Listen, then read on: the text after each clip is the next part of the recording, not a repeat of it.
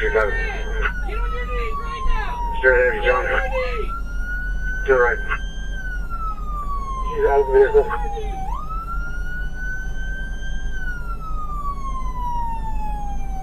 Copy, she's out of the vehicle, 1343. That's the one that got her stopped. Copy, 1343.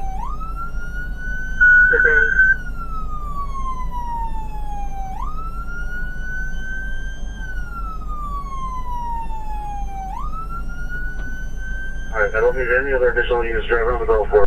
Everybody that's there, 812, 1015 her, and everybody else just 56 over here by the escape unlocated.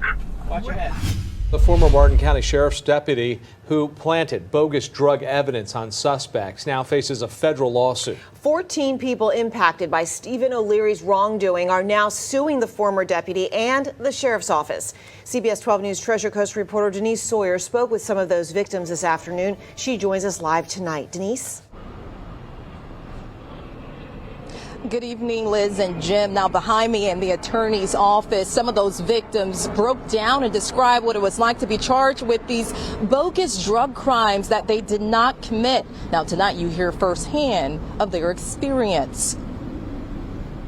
In this extensive 59-page federal lawsuit, there are vivid claims of law enforcement misconduct. Each page reveals alleged details of Stephen O'Leary's crimes.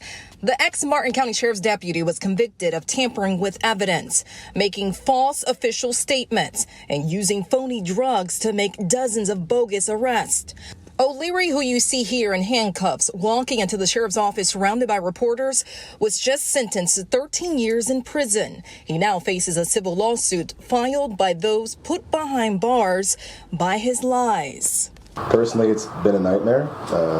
My job was taken from me. My social life was kind of ruined, and I did not look great at all in my family's eyes.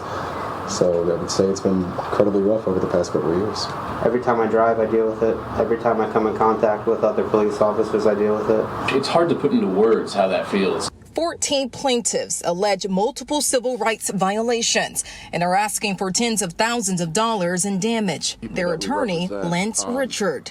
Each of them has been arrested, falsely accused of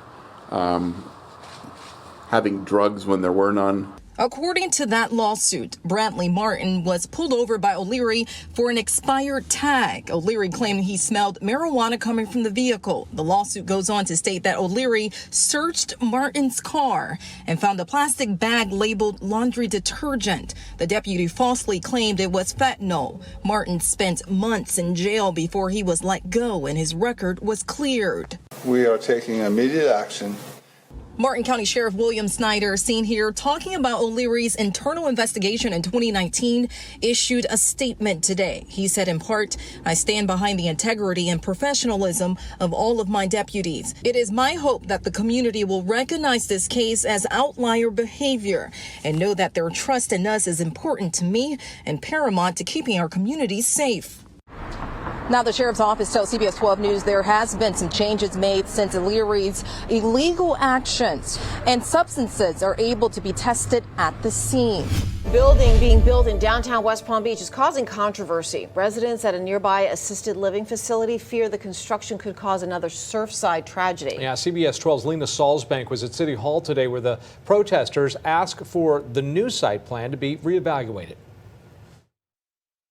Over 100 seniors live in this facility, and some of them made their way out to City Hall today to protest the construction of a new 25-story mixed-use building. Some of them are fearful that the proper safety precautions are not being followed.